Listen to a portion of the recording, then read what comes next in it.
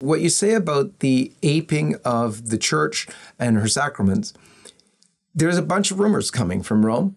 Rumors that with this next synod even, we will already see a diaconate for women that is not really a diaconate, but basically for all intents and purposes looks like it. It will be a building upon what was already allowed in the church under John Paul II. And under exceptions, of course, not to be the norm, not to be the rule, but that women could be lectors, that women could, or girls could serve at the altar servers. And those were things that were sort of there as an allowance, not to be the norm, but allowed for. A lot of people say that John Paul II, when he signed that allowance, was very ill and, in a way that was done, so that he couldn't, but he never turned it around, nor did Benedict thereafter. But it was never formalized until Pope Francis. Pope Francis formalized this role for women servers and also for lectors as acolytes. And then he went so far as to install them in St. Peter's at an official installation ceremony that he himself presided. The build-up to that is because the diaconate for women, which probably won't be an ordained diaconate or something, it's hardly very much different. The role of the deacon today, anyway, is something of a glorified altar boy, but they're able to proclaim the gospel as well. That is very likely to be a road that's gone down. How is that seen in terms of, as you were saying, the aping of the church, the distortion of orders, and why would the devil be concerned about, female diaconate? Isn't that just normal? Again, we as men in our own domestic church, the first obligation is to discern clean from unclean.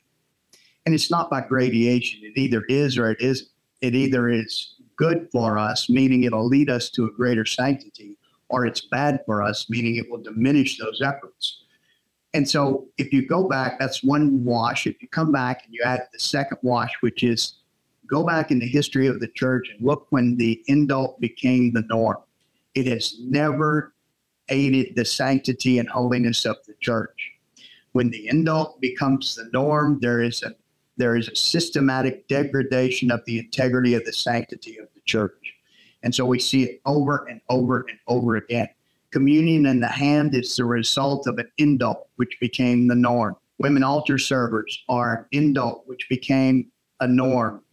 All of these things, if you look back, and when the indult becomes the norm, this is a misuse of the indult to start with. The indult was there to provide for correction, but it becomes misused, it becomes license.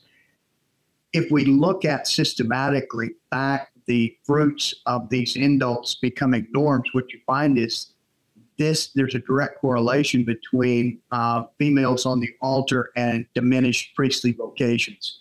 There's only two dots here, and if you can't connect them, you're not trying. And so that's just, this is a cowboy observation. If you do that, you get this, and it happens over and over and over again. So at some point, the laymen of the church have to stand up and say, basta, enough. We can't keep interpreting the words of the hierarchy in the best possible light, because ultimately it becomes clear that there is malice, there is ill intent behind these